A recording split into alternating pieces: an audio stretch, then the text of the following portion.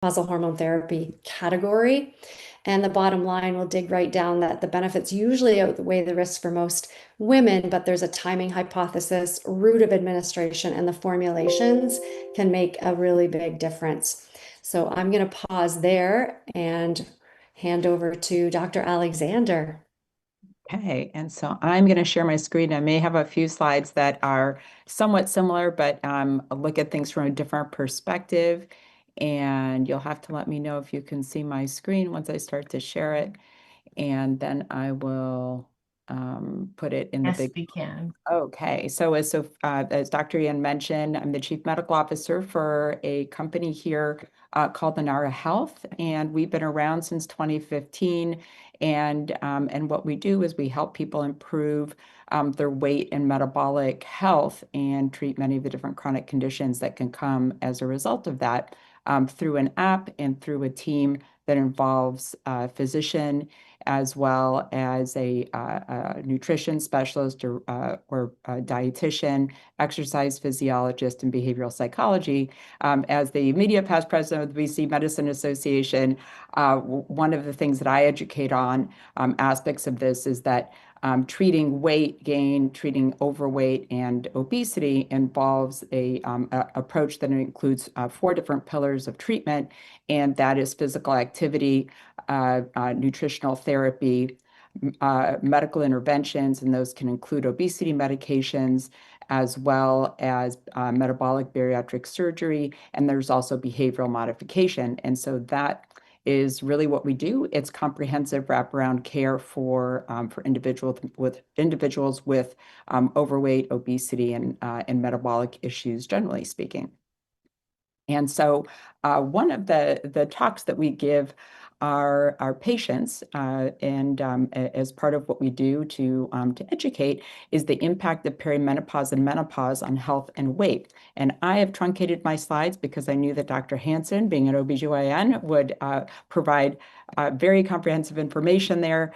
And I will mention a few highlights and some of them repetitive, but I think very, very important to make sure that we glean and think about this information from multiple lenses and viewpoints. And so there are declining estrogen levels, as Dr. Hansen mentioned, and what happens then is there is a fairly impressive reduction in lean mass, and so skeletal muscle mass and an increase in body fat.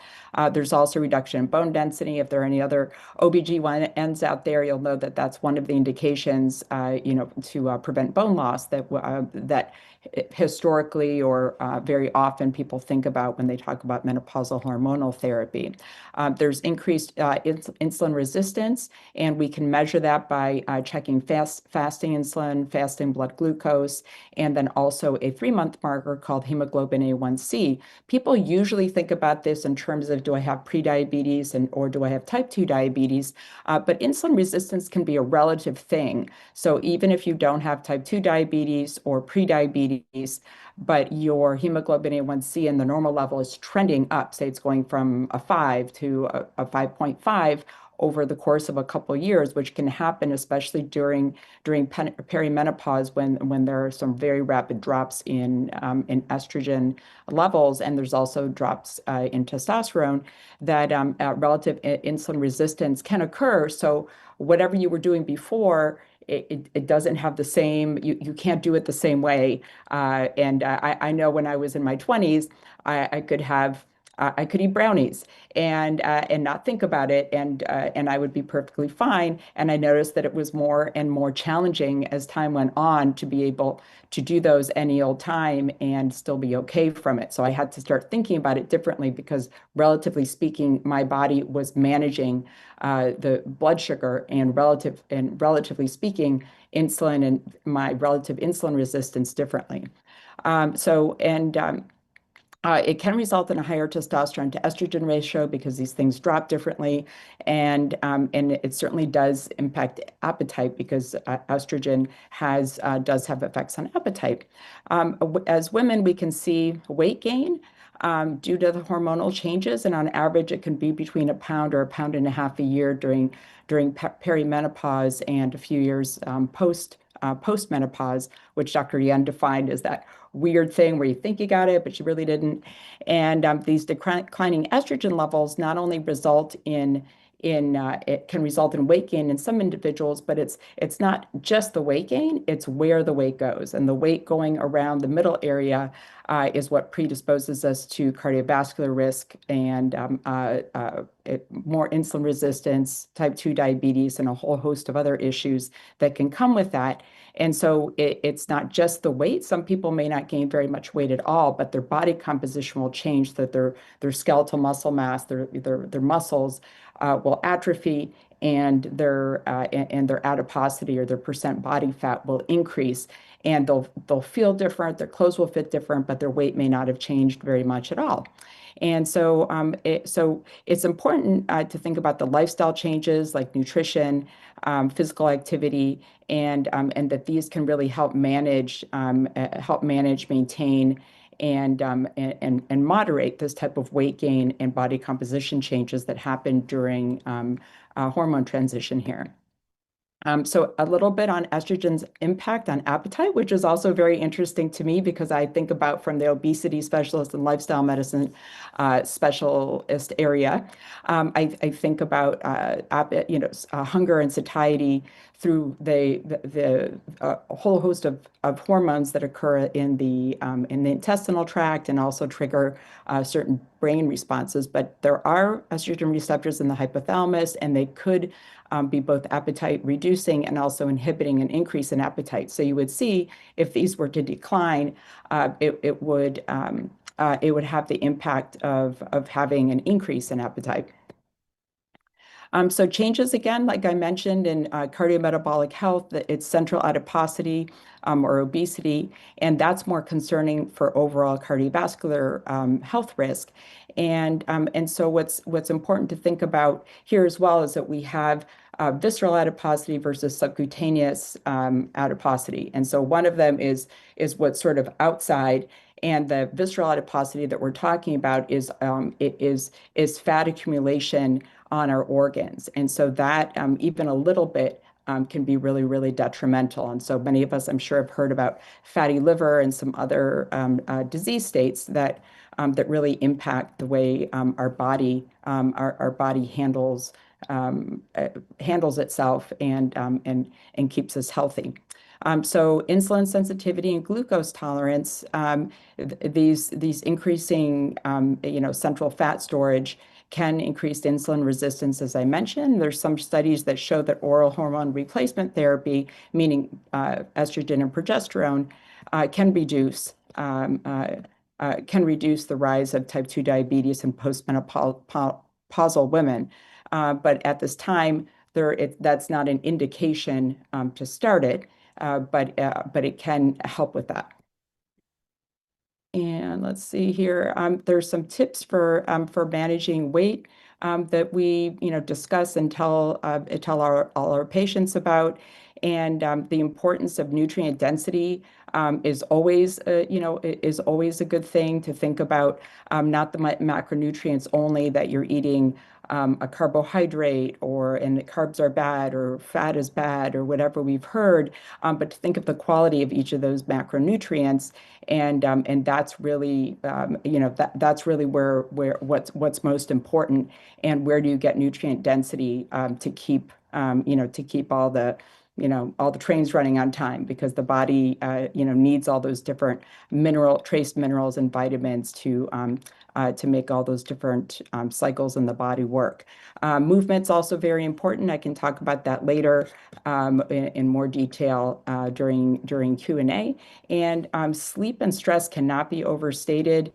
The decrease in sleep increases a hunger hormone called ghrelin, and can really lead some people, like, take us off to the races in terms of eating, eating low density, high fat foods that are ultra processed.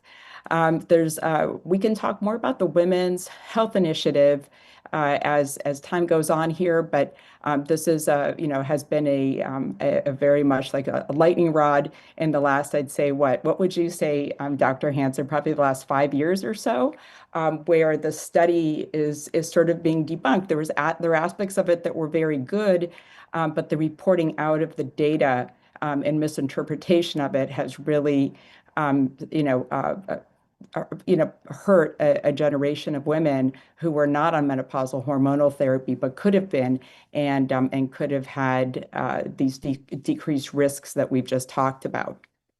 And I'll go into this a little bit later. And so this is my sort of area of expertise as an obesity and lifestyle medicine specialist. And we can address weight gain with obesity medications. I would say and very much caution against doing this in a vacuum. It's one of the four arms of treatment of overweight and obesity.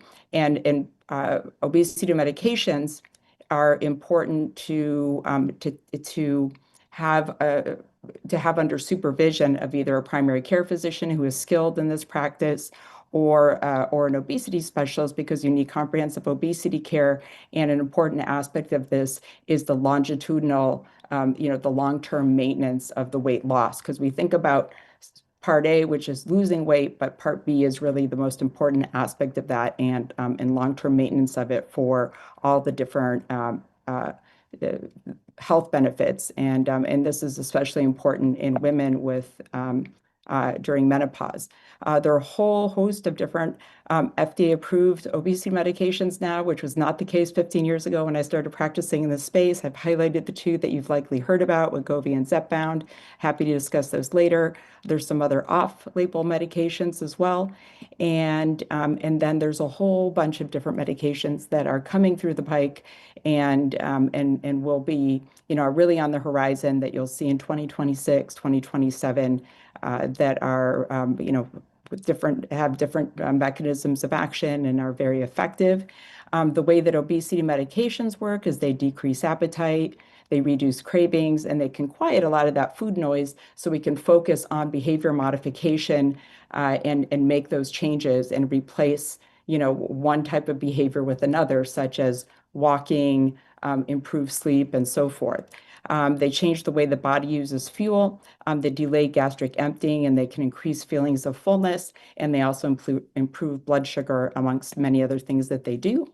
And this is, I believe, my last slide, and just shows all the different ways that GLP-1s work, because what a GLP-1 and also GIP, another hormone that's part of an FDA-approved medication, do, they're really also hormone replacement therapy, but for your satiety hormones. And many people are resistant or deficient in those hormones in today's environment. And so with that, I will stop sharing my screen and Yes, we're going to go into some pre-prepared questions that we had by the speakers, and then we'll open it up for Q&A. So everybody feel free to throw down your questions, and we will be reviewing those, but we'll also be answering like 6 questions before we get to the everybody questions. So the first set of questions I have, Dr. Hansen, is number 1, why does menopause cause weight gain? Is it hormones, metabolism, aging, or all of the above? 2, is the weight gain mostly fat, or is it changes in body composition, muscle loss, fat redistribution? And then why does belly abdominal fat increase after menopause? Amazing. And thank you to Dr. Alexander, because I love learning things when I come out to these, and I'm already learning. So that was incredible. And I also actually love the validation of some of the overlap. And I think knowing we have to kind of hear things multiple times, it's good to know that we're saying the same thing a couple of times here. I'm going to go over to slides just because visuals help keep me awake, and hopefully for the rest of you. When I speak with patients, we talk about diet, exercise, sleep, and stress, and you've already heard us hit the highlights on those. The question about body composition is pretty clear, and I'm just going to show you this visual that illustrates that there is a slight increase in weight. So if you're menopausal and you're noticing you're increasing weight in that sort of minimal range, it's true. But what's actually happening with the body composition is pretty profound. There's a significant decrease in lean mass and a very significant increase in fat mass. And so that is sort of happening under the surface. So if you're, even for people who aren't gaining weight, going through menopause because of those hormonal changes are having significant body composition changes that we need to mitigate if we're going to stay really healthy. And so we talked about the muscle loss, we talked about the bone loss, the changes in insulin resistance. And then I also like to use the word anabolic resistance, meaning just like Dr. Alexander can't eat the brownies anymore, we also have trouble gaining the muscle like we used to. You know, we used to do a few bicep curls and get biceps, and now we have a really hard time doing that. So I like to break it down into four sort of what's the best exercise. There's sort of four parts to an exercise program that are all essential. So there's the muscle resistance, the aerobic balance, stress relief. I put that all in one category, like the long jogs, the long walks. Plyometrics or jumping, kind of a newer thing that's absolutely essential for bone mass, for maintaining bone mass and building back bone mass. And then sit or sprint interval training along with HIIT interval training. So what are those things? We know that postmenopausal women are losing losing muscle and decreasing their lean mass, actually. And we know that muscle resistance actually improves vasomotor symptoms, improves functional gains, and then stimulates that muscle protein synthesis so that you can get the muscle coming back. Sprint training, which maybe not a lot of people have heard about, is really impressive with respect to results. So there was a study that showed 8 weeks of sprint training, which was actually sprint as hard as you can for as long as you can, which is usually only about 30 seconds.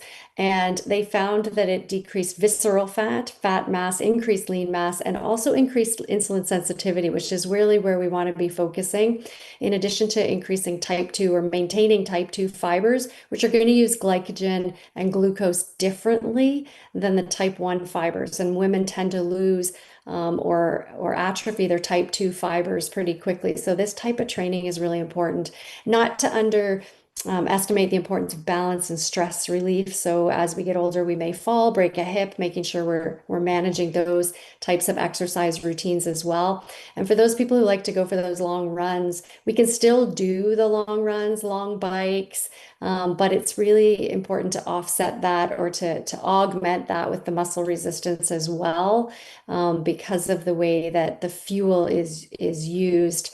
But aerobic and cardio is important for longevity because you want to maintain that mitochondrial efficiency and also the way your muscles are using the fuels that they're given. In fact, when we do aerobic or cardio, we're actually using fat from within muscle cells, believe it or not, and we're moving that fat around the body so it can be moved and out of the body ultimately.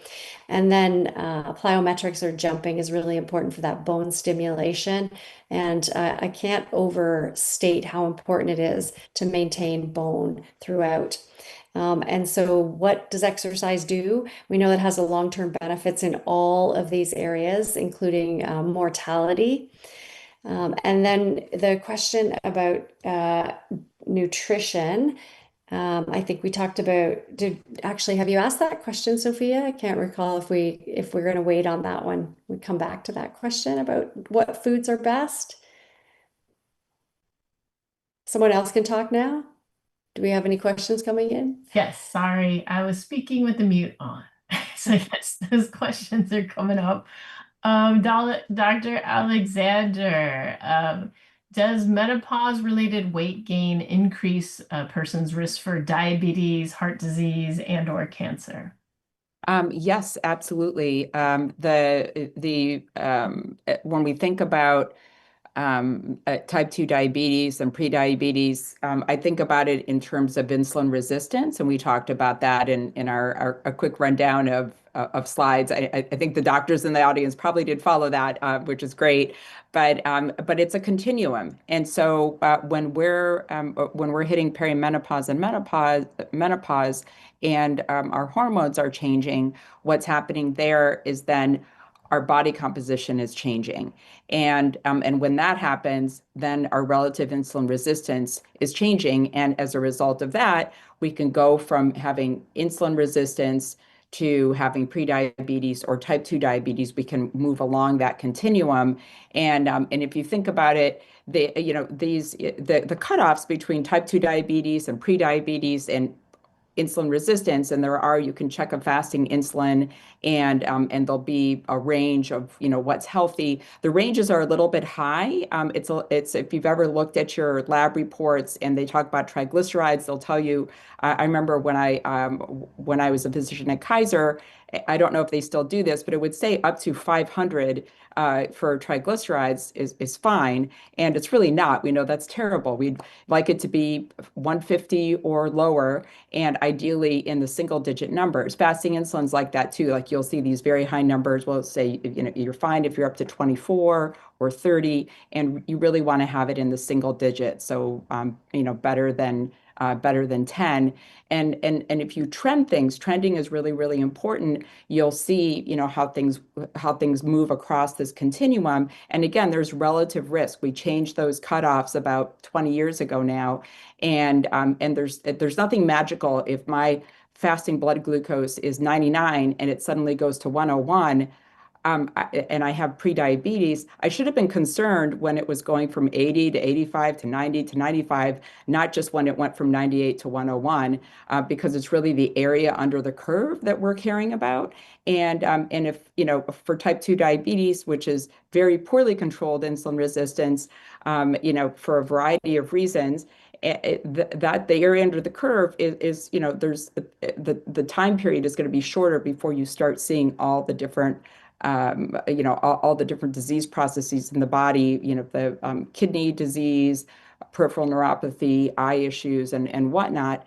Prediabetes is you're just marinating in this longer, and so it's going to take you longer to get there.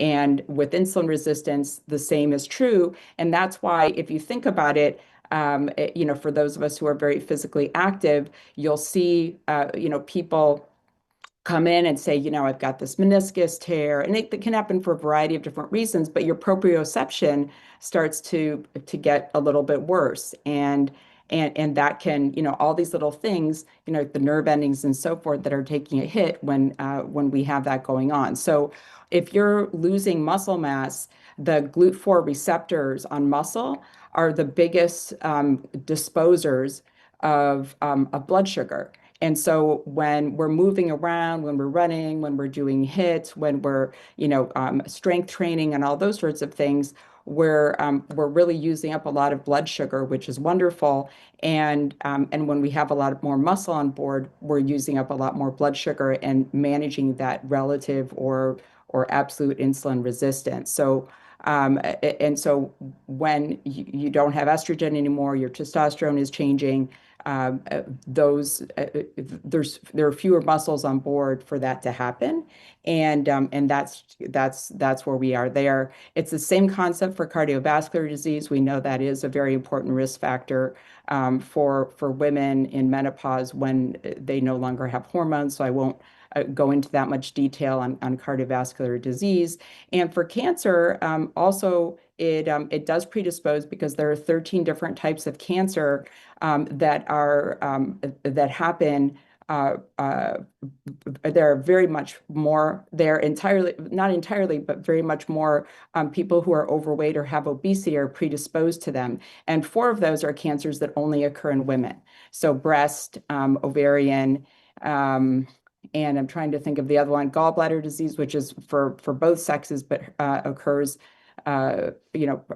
disproportionately in women as well. So all of that, if you're gaining weight, if you're getting to overweight or obesity, then you are increasing your risk for certain types of cancers as well. Thank you. One question for either of you too. Somebody asked and it came up, so I like, let's just jump the line. What if you're already doing sprint training? Do you have to increase the intensity after menopause to have a significant benefit, or do you just need to maintain some minimum? And it looks like Dr. Hansen answered in the thing, but This if is, Dr. Alexander, you have yeah. anything you want to add there? Do you just, Um, is there a minimum or do you have to bump it up? So I would say I think about this in a couple different ways. One of them is, safety first. And as I ran track and field from, from middle school, from sixth grade through college, hurdles, and was fairly competitive in that field. And I wouldn't jump over a hurdle now because I'd probably hurt myself. This is 100-meter hurdles, and an all-out sprint, I'd have to warm up a lot, or I'm going to pull something there too. So I would just say that caution for someone who is not is not familiar with HIIT training or sprint training, or doesn't do a lot of it, that it's something that you would slowly ramp up to over the course of, some long period of time, especially as we get older. And for many of the reasons that I mentioned, proprioception changes, recovery changes, and so forth. So now that I've given you my public service, PSA on that, the what I would say that I see in the treatment of people with weight and metabolic health issues, and our average age is between 45 and 65, and I'd say like 65, 35, women versus men. So this is an area of deep interest to me, and I also fall in that category. Which is of even more deep interest to me at this point. But nonetheless, what I would say about this is I will often see women who will come in and we're checking their body compositions with our in-body machine, and they'll say, I'm going and I'm rowing and I'm doing all these things, and why is my muscle mass not increasing? And when we look into it, we'll see that they'll describe, I'm strength training 2 60-minute sessions a week. And then so I'm going to Orange Theory and I do all the weight training. I don't even do the rest of the stuff. I just do an hour of strength training. And what we'll do then is I've explored making it three 30-minute sessions during the week, or 4 30-minute sessions during the week. So there's less downtime in between the strength training. And then we'll actually see the in-body results improve. And this is without hormone replacement therapy yet, which I highly recommend. As Dr. Hansen mentioned, there are very few contraindications to it, that we just see this just from the very beginning. And I think it's very important to know that as these hormones wane, as we age, if you sit down for a second, your body's going to want to, if you don't move it, you're going to lose it. And that's not true in our 20s. As Dr. Hansen had mentioned, you do a couple biceps curls and you're great. If I come back from vacation and I was sitting in a lounge chair for 2 weeks, my body composition is no longer the same. It did not hang on to that stuff. Can you Can just you quickly, can you just elaborate on, because I kind of missed, you said if they go from 260s to 230s or 430s, and what's the key to the improvement in that? The key is so they're strength training 2 hours a week, but they're doing it in these two long sessions, and so there's so much time in between Okay. and we spend so much time sitting. The other piece here, when I think about all the different ways to be physically active, there's definitely strength training, there's cardio. Then there's balance, which is very important. So different types of balance training we do, flexibility, which is super important so you don't hurt yourself. And this other one that we don't think of as much is called NEAT, non-exercise activity thermogenesis. And what that is, it's all the activities of daily living that we need to do that are not exercise. And we don't do as many of them anymore because I can order my dry cleaning, my dinner. I can do so many things at my desk without moving. And as a result of that, I do see this in people's body compositions again, where their upper body is maintaining because they're doing they're doing some neat, they're typing, they're lifting something, they're moving something around, putting stuff away in their fridge, but they're mostly sitting and their lower body is disproportionately less muscular. And so that's one thing. So neat, we just don't have a lot of it anymore. We're not doing stuff, we're not moving. And the second piece is that when we're not moving and doing very little for, say, 4 days in a row, our body starts to dismantle that system because muscle is metabolically very expensive and to maintain. And so if you're doing a 30-minute session every other day, now there's not as much time in between to for your body to want to dismantle that. And in between, if you're just walking or somehow using your muscles in just a regular way, going to the grocery store, they're more likely to hang on than if you sat all day. As a physician and a former hospitalist, eh, we would see patients come in for 3 days and they'd be incredibly deconditioned if they were in their 60s or 70s and obviously sick enough to be in the hospital and they didn't move for 3 or 4 days. So imagine on some level, that is what we're doing these days. If you're in flow, and I haven't moved from my desk for 5 hours, that's concerning, but it's what we're doing. Wow. On that note, I just wanted to throw in, I am also an obesity person. I am at Stanford 1/2 day a week where I see pediatric obesity. And my tip to you all, in case you're wondering why is Sophia bouncing, is that you can bounce on all of your Zoom meetings, either in your chair and your greatest muscles or your quads and your glutes. And as Lydia was saying, our lower bodies are not being worked out. So standing for your meeting, but just bouncing with a little ADHD or lifting up your arms. You can lift your own body weight. That's 130 pounds I'm lifting. So just Absolutely. yoga ball is my answer to everything, is that you can do a yoga ball while you're doing your Netflix. You can do a yoga ball while you're on the thing. It's just you can pass it around. During COVID, we had a yoga ball and maybe like, tag, you're it. Haha, you get to use the yoga ball and just, pass it around the house. So and I would call neat physical activity against my will. So if you can sneak in any of those in your day, that's a great thing. And there's So so many ways that you can do it. Others that I will do is if I'm going to talk to, say, my mother-in-law, I'll walk outside because we live in California, and I literally like pace up and down the street. And I can get in, like a half-hour conversation, I can easily get in several thousand steps. And it's wonderful. That's neat. It wasn't really that much exercise. I'm not racing around, but I am moving. And there was David left a comment about the treadmill, and I'm not on it right now because I don't do it during lectures or in non-internal meetings. But I have a treadmill desk, and that's the one hack that I've been able to say definitively has been able to like make more time in my day than I otherwise would have had because I can't get 10,000 or I can't walk 5 miles a day and chart unless I have a treadmill desk. And then I can. And so that's what I do. I walk. I can literally get 15 to 17,000 steps a day in between my activities of daily living and that treadmill while I'm charting, I'm answering emails, I'm texting my kids and reminding them things or whatever it is I'm doing. And I'm not on there all day. You would die if you were on there all day. I'm just on there for, like an hour or two a day maximum.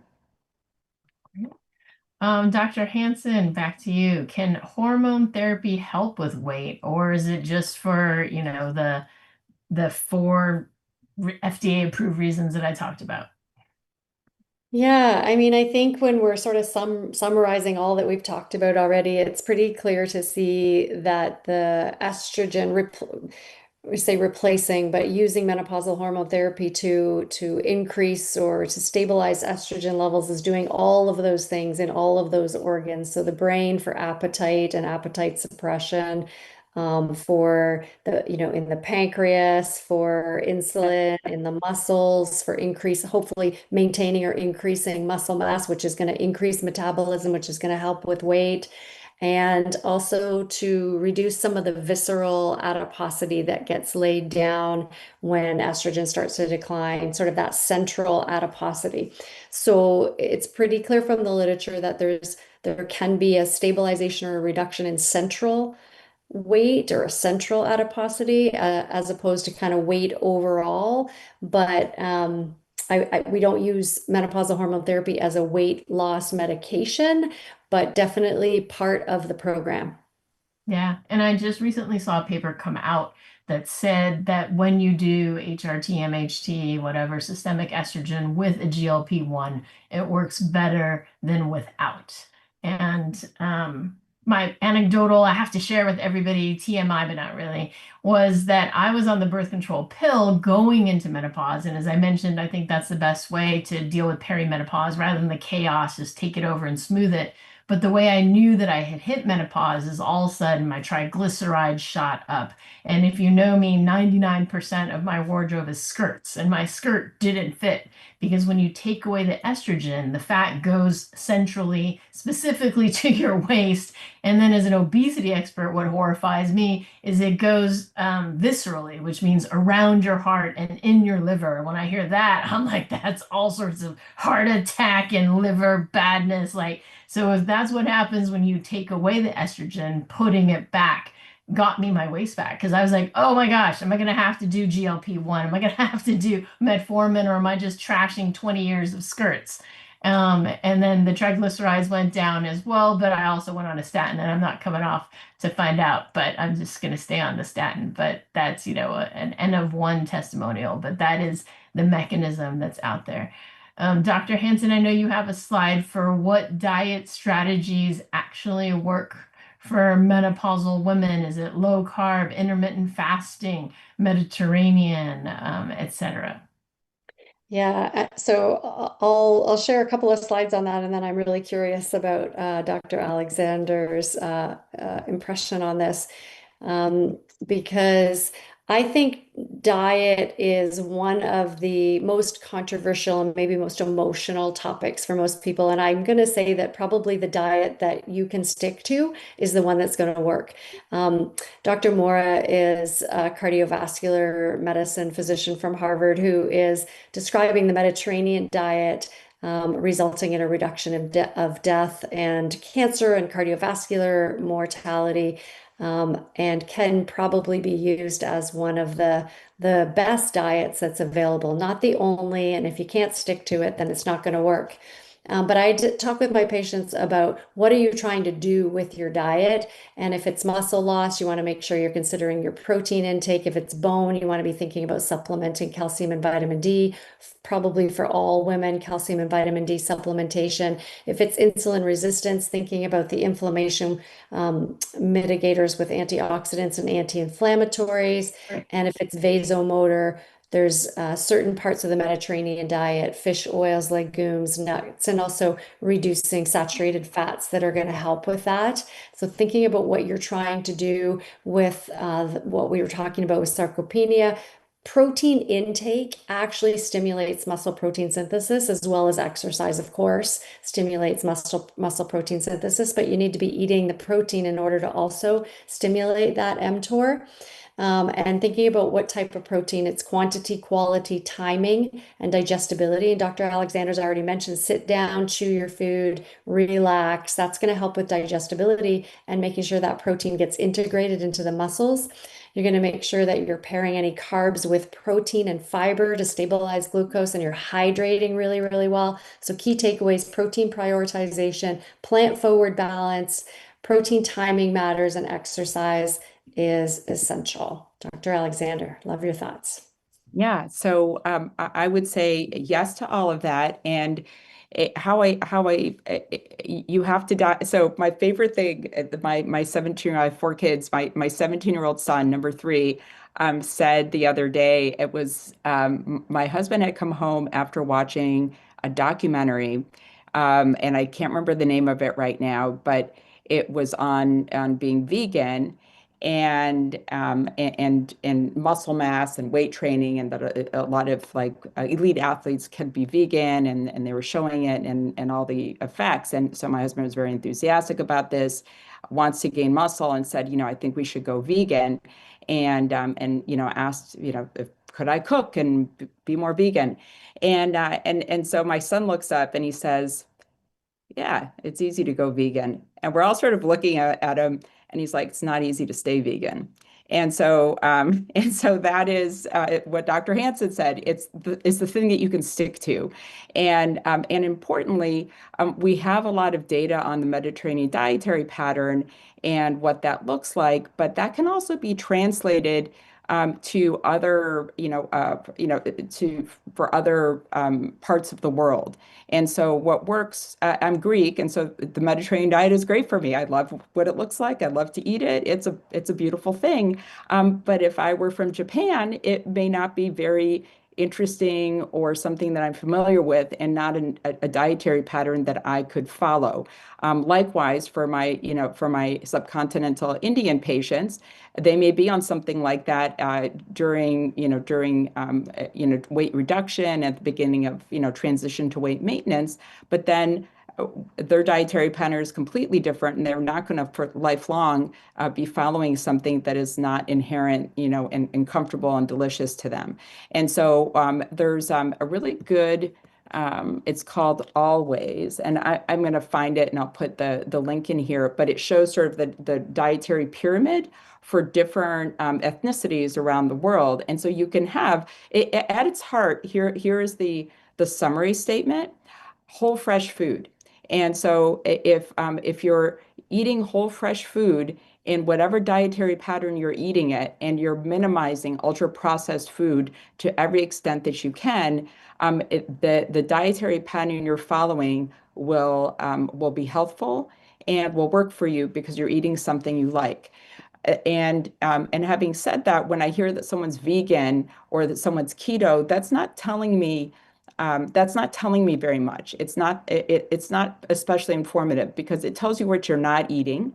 If you're vegan, you're not eating anything that comes from an animal, but you could be drinking Coca-Cola and eating Oreos, and that's vegan. And it's not going to make you healthier. And the same for keto. If you're having a lot of butter and red meat, it is also not going to improve your health, just because you're following that pattern. So it's really about what's in there, and no macronutrient is evil.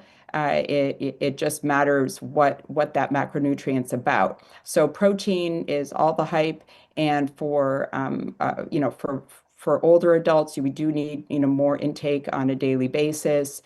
For people who are strength training, do need more protein intake on a daily basis. With weight loss, same thing. Weight maintenance, same thing. Women fall into this category because of the changes in terms of what we're talking about, perimenopause, menopause.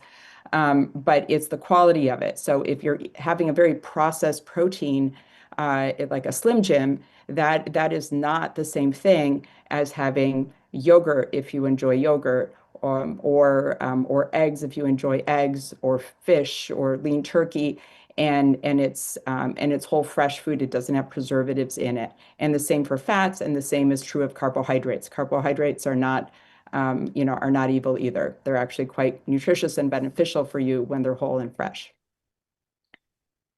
Great. I think a key question we should make sure you answer is, are there evidence-based supplements or FDA-approved medication/prescription medications that help with menopausal weight gain? Because I think that, there are certain BMI cutoffs or whatever to qualify for these GLP-1s. Tell me if I'm wrong.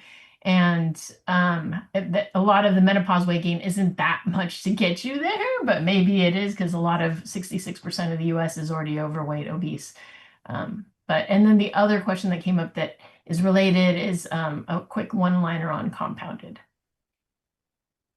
Okay. I can handle those and handle the compounded one. So compounded GLP-1s popped into the market because there was a shortage a few years ago. Those shortages are no longer there. but now there is sort of a black or a gray market of medications that are being made to mimic the two FDA-approved medications currently on the market, semaglutide and tirzepatide. And the issue with that is that the API, the active pharmaceutical ingredient, is not coming from either of these companies. It's being manufactured sort of in a bootleg style, and there are impurities in it. The molecule is not made in the exact same way, and so it's not FDA regulated. It is literally like conducting a phase 4, a real world study of something nobody has studied on on on the entire population. And I think it's dangerous. There have been, at worst, deaths, hospitalizations as a result of compounded medication. We see, I will, I hear and we discuss like misdosing, taking too much, making yourself very sick, ending up in the hospital for those reasons. And then at best, it may not have what it says it's going to have in it and be ineffective, or it may have a different ingredient in it, a medication that could result in weight loss, but was removed from the market because because it's dangerous in a different way. So my advice there is buyer beware. There's not a shortage any longer. I realize these medications remain, even though the prices have dropped to half the amount that they were before. Insurance doesn't always cover them. And I would also say that the Inflation Reduction Act is the government is currently actively negotiating with Novo Nordisk to reduce the price of semaglutide, and that's for type 2 diabetes, Ozempic, for obesity and overweight, for pre-existing cardiovascular disease. So everything semaglutide. And so that new price is going to be announced in November. So the prices will come down significantly. Right now, they're about $500 a month instead of the $1,200 or $1,300 they used to be when you're paying out of pocket. There are a lot of new medications that are on the horizon. There will be competition, and the prices will drop. And so I would say, hang tight. Argue with your insurance if they deny treatment that you deserve. But it really is the Wild West to take a compounded GLP-1. You really don't know what you're doing. And the last thing we'll say is there could be immunogenicity, which we've heard about, and would then make individuals resistant to FDA-approved versions of it. It's almost like antibiotic resistance. So I would very much caution against those. And for physicians out there, I would caution your patients against those as well. And then I'm not sure if you covered, are there evidence-based supplements or anything specific for menopausal weight gain? At what point would you consider a GLP-1? So the evidence-based supplements for treating obesity or overweight, there really are not any. We do think about things that are sort of adjacent to that. And Metformin, which is not a supplement, it's an FDA-approved prescription medication. It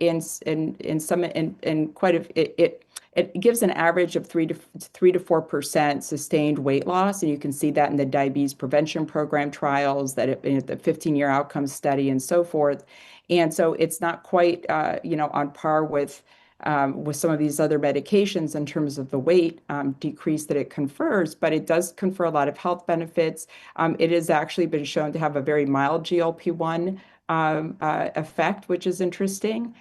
There's a supplement called berberine that is kind of like metformin. There are a couple small studies outside of the country that have looked at that. There's a big Chinese study, I want to say, too, that looked at berberine. The issue, again, is supplements are not FDA, there's not FDA oversight. The FDA will look at them every now and then, test them, and then issue warnings and recalls based on, did they find it contaminated in there? Is there something that shouldn't be in there? So, berberine will also work if it's berberine, but you could also get prescription metformin, which is very cheap and easy. Another one, and this would be more in Dr. Hansen's, area of expertise, so I would leave it to her, but DHEA to, increase, some testosterone. That's being looked at or studied as a supplement and would improve body composition. And ergo, that's why I say it's adjacent for overweight and obesity. It's not going to treat the weight in the way that we're thinking of, like, like losing 20, 30, 40 pounds, but it will change body composition if you're also, strength training and exercising. And that's why I think we see some people do great with hormone replacement and their muscle mass improves and all this, and other people don't see that.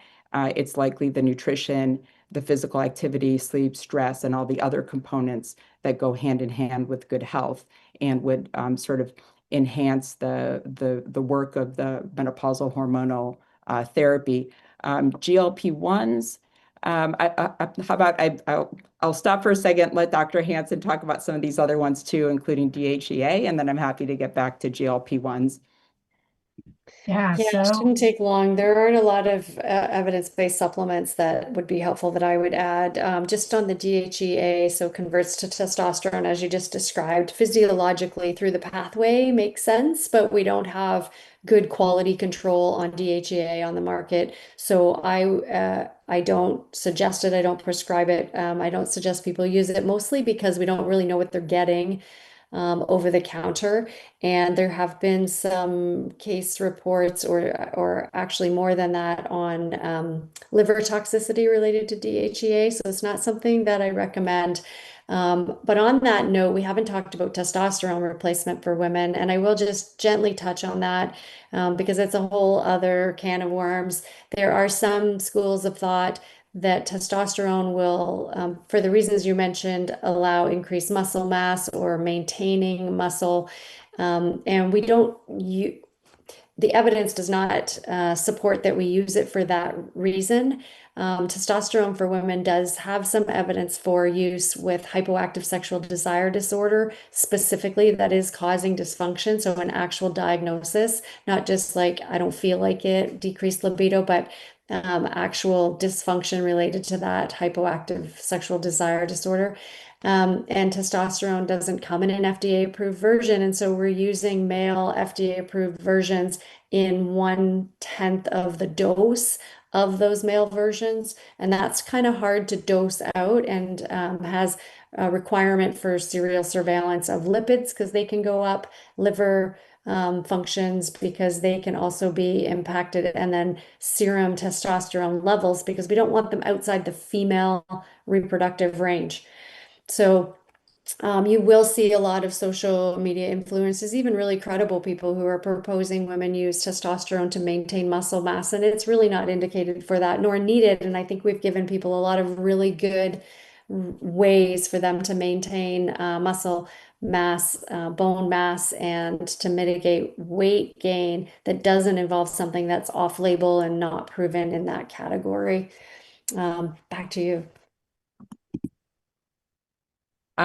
So I would say yes, and to everything that Dr. Hansen has mentioned, and also this is not my area of expertise, testosterone and so forth. I will say that there are guidelines in Australia and the UK, and so there is, some evidence base there, but it's not very well studied, and so that's where we are in the present day. When it comes to, and I think the question very specifically was for a perimenopausal woman with central weight gain as the only symptom, if they're already doing all the other right things, would you advise starting HRT first or GLP-1? And that's that's a very individualized discussion to have. And part of it, what really, I would say, if there are no contraindications, as you're, that the consideration for menopausal hormonal therapy is, for menopause is something to very much consider. As well, looking at body composition is really important because we do have BMI cutoffs as a screening tool in the United States, and these are based on Caucasian standards. And so, overweight is a BMI greater than 25 and obesity greater than 30. But when I'm looking at an Asian population, those are not the same standards. And so a BMI of 22 or 23, depending on the country, is considered overweight, and obesity only a little bit higher than that. So you might be looking at it, comparing. It's sort of like Dr. Yan will, as a pediatrician, will be like, see, it's like, yeah, it's like the baby weights and the percentiles, and it's these are Caucasian standards. So you have to look and see, what that looks like for the region, the person's from. And so if your weight is trending up and you've gained like 15, 20, 25, 30 pounds over the course of, 5 to 7 years. And you're just like, yeah, but my BMI is normal. There may be more, there may be more under the water there that needs to be explored with with an obesity specialist, including insulin resistance, how much visceral adiposity and what your body composition is. And so that very much matters because I'll check body compositions, which we do all the time, on a very regular, almost monthly basis for our patients at Inara. And we'll see that, above, say, 30 or 32% body fat is considered high in obesity. And so I will see 42% and a BMI of 25, let's say. And that is concerning. That is very concerning and should be treated. So there's more to say on that, but further evaluation would be needed before deciding, and a GLP-1 might be indicated. One of the questions was, what is the best way to track body composition? I know there's some at-home scales, but making sure what kind of scale versus DEXA versus weight circumference. Yeah, so it's sort of like what's accessible and what can you afford and where can you get the things you can't afford, or where insurance cover it for you. So the gold standard is a DEXA, which is basically the same test that you would get for bone health to see if you have osteopenia or osteoporosis. The newer machines will give you the whole percent body fat. They'll look at lean mass and so on. And those are the gold standard, but they're hard to come by. They're expensive. There's radiation exposure, so you don't want to be jumping on those like once a month, like I mentioned. Then you have body composition scales. The most common ones are InBody and Sika that you could see at a doctor's office, at a gym. Obesity specialist is very ubiquitous. So we have a couple of them in our office. But they're very expensive. They can cost anywhere from like $5,000 to $15,000. And so they're going to work better and give you better data than your home scale that says it does that for $100 or less. So the important thing, though, is if you're checking those things, use the same scale. So I mean, even in our office, each of our scales is slightly different, and I can tell, when someone's been on one scale versus the other. So you just want to always like try to be on the same scale, and then you can see. I mean, big differences are going to show up most anywhere, but I think that's very important. And DEXA is somewhat the same. There's like a technician, there are technician differences.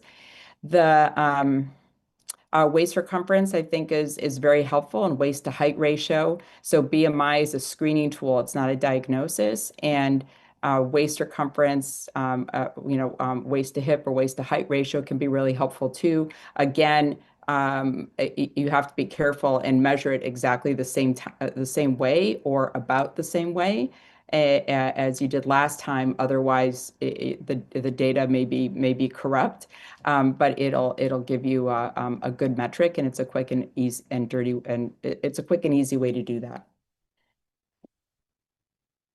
Okay, two quick questions about GLP-1s. Do GLP-1s affect metabolism, and what can help with mitochondrial dysfunction?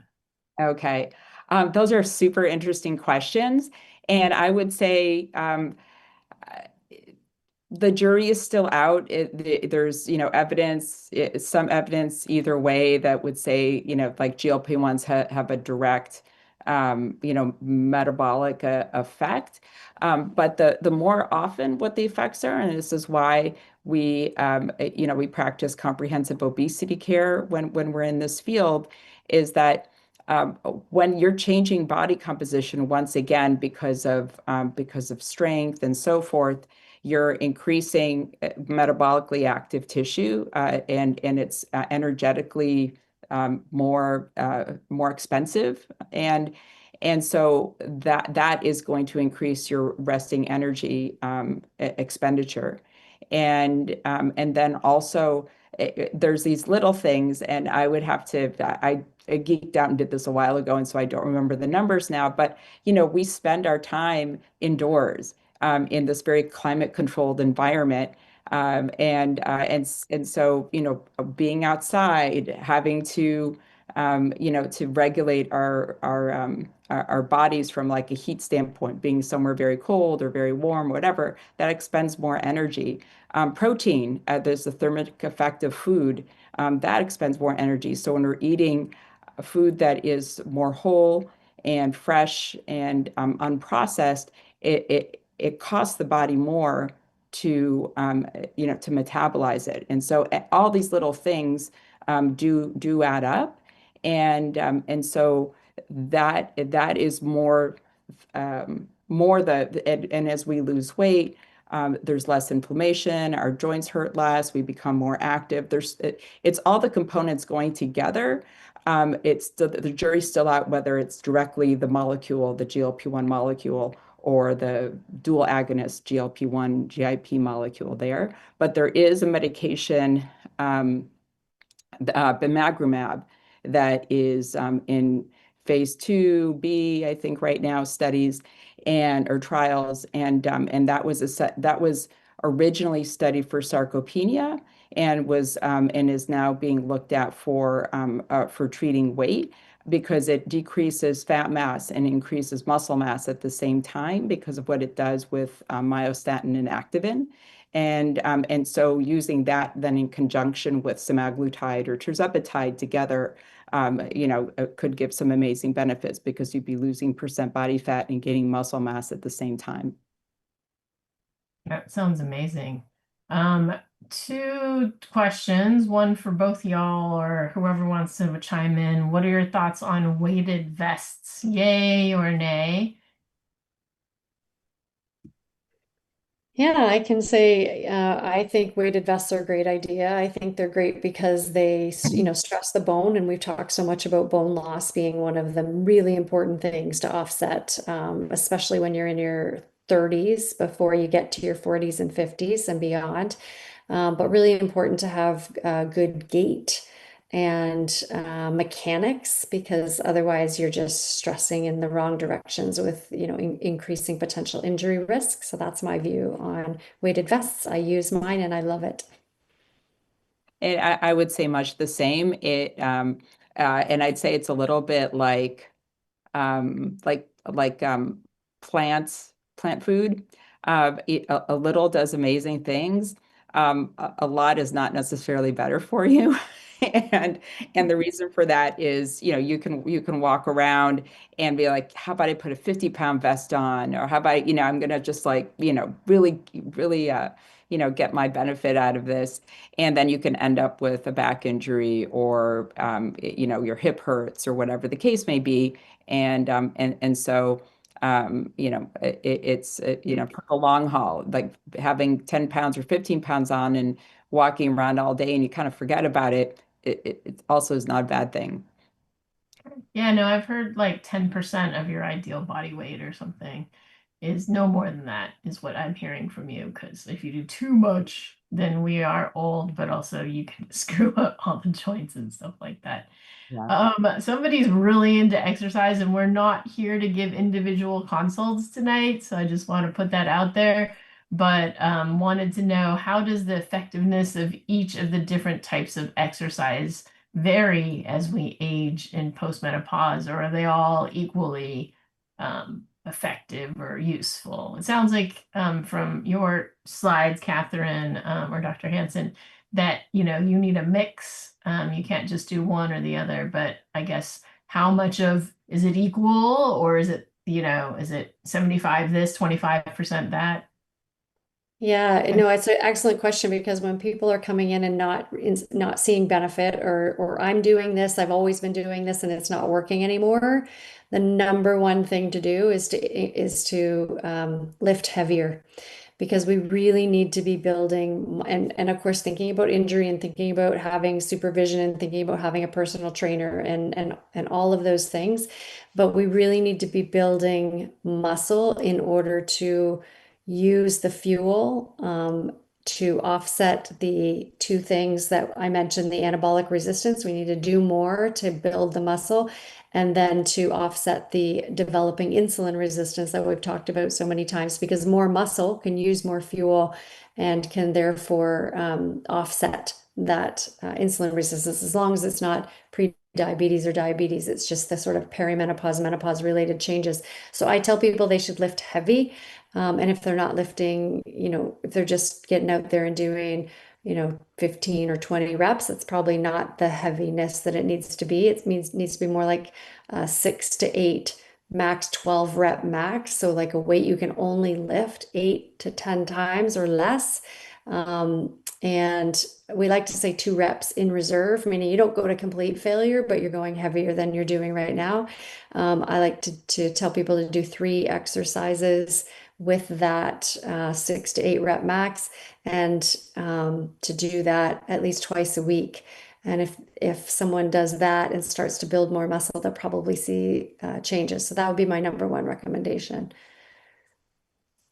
So I have an interesting slash fun question, only fun because we haven't heard it in a while. With the advent of GLP-1s, are we seeing less people get liposuction? And I always tell my patients, once you create a fat cell, it never goes away. If you lose weight, it shrinks, but it's always there. So, like, is there utility for liposuction in menopause to get rid of that stubborn belly fat versus GLP-1s, or is the HRT? I mean, I absolutely think the HRT is helpful. Um, Yeah, so I would caution against liposuction. If you got a lipoma and you want to get it removed, I guess there's liposuction for that. But I would very much caution against it. And the reason for that, and they've done studies on this, like removing, say, fat via liposuction did not improve cardiometabolic risk and cardiometabolic parameters, that we would look at, like fasting lipids. It didn't improve insulin resistance, fasting blood sugar, hemoglobin A1C, any of those things, or inflammation in the body. And what happens is that, and I'll see this, and is that you're removing it from one place. And keep in mind, when you're having liposuction, you're not removing visceral fat. No one's going around your heart and sucking it out, or around your liver. It's not possible to do. You would injure yourself. And that's visceral adipose tissue, as opposed to subcutaneous, which is, the outside. And that's also important, but it's not the same. They're both happening in the midsection, but they are not the same. And so what happens when we remove those fat cells from there, it hasn't changed our hunger and satiety. It hasn't changed the fact that our weight regulatory system is maybe broken, and we're trying to lose a certain amount of weight. And we think that if we do it via liposuction, that we'll lose, 10 pounds, that they've removed the fat or whatever the case may be. It hasn't changed weight dysregulation. And as a result of that, our hunger signals are still strong. We're going to keep on, taking in the calories, gaining weight back, and then you start to gain it back in places where it definitely doesn't belong. And it from a it can go to the neck, to the arms, to the back, all these different areas like that. That are subcutaneous as well, and also viscerally. And so it will, and it takes so little adipose tissue around organs to cause great damage. And so for those reasons, I do not recommend it. Thank you. We are coming to the end. I really appreciate everybody here. I particularly appreciate Dr. Hansen, who is 3 hours ahead of us, so it is late. Thank you so much. If each of you want a one-liner of what you want people to take home from this, I'll start just quickly that HRT, if you're post-menopause, was game changing for me for the waist. And just from the mechanism, know that the number one cause of death in women is still cardiovascular. And so if you take away the estrogen, your arteries no longer dilate and they fill up with cholesterol and this whole visceral deposition of fat stuff. And so if you take away the estrogen, but if you put it back, then it staves off that for a bit. And people then ask, how long should I be on estrogen? And if you talk to most Menopause Society certified practitioners, we're like, you're going to find this patch on my dead body. So that's my one-liner. Dr. Hansen, you want to, and then Dr. Alexander, you'll wrap us up. Yeah, so I'll close with 3 slides. You talked about empowering women, and I really feel it's important. We've mentioned all the things today that we work on, all quadrants, so physical, mental, emotional, spiritual, and I really feel like that holistic health is the very best approach. So we've really got granular on some of the key messages, and I've learned something here tonight. So it's been a lot of fun being with you all, even though it's 11:30 at night here for me. But I'll leave you with this little public message. I think menopause is a powerful transition, not an end, but an awakening to what's possible. And I think by nourishing your body, mind, and spirit, you can step into this one precious life with vitality, confidence, and purpose. And I want to encourage everyone to watch the Artemis 2 mission, which is due to go to the moon for the first time in 50 years. It's planned for April, but it could be March and it could even be February. So pay attention. We've got 3 Americans on that rocket and my husband. So I'm very excited about that mission, and it's going to leave from the Cape sometime early 2026. That is so neat. I had no idea. That is really amazing. I guess I would just very briefly say that for menopausal hormonal therapy is underused. It is undervalued, and there are a lot of myths out there about who is appropriate and who is inappropriate for it, and a lot of and some remaining fear. And so I would definitely go see a specialist such as Doctors Hansen and Yen to discuss it more and understand understand if it's right for you, and it is right for the majority of women, quite frankly. So and it can be in many ways life-saving. And as well, overweight and obesity and weight and metabolic health is not a personal failing. There's a lot of weight stigma and bias out there, saying it's all because we're not trying, and there's it's our willpower and so forth, or it's cosmetic. And what I have to say to that is, if 75% of the country is having a weight issue, and they're all trying not to have this issue, then we're getting it wrong. This is another hormonal related or hormone dysfunction, and also dysfunction and scarring in the hypothalamus that causes weight dysregulation. In the same way that when your thyroid stops working, your doctor gives you a thyroid replacement hormone. And so we have to stop shaming and blaming people about this. Lifestyle is incredibly important, and is the underpinnings for all health, for all good health, and certainly for weight health and metabolic health. But that does not turn things around for the majority of people who have already been to this rodeo and have been managing their weight for years and years and years without personal success.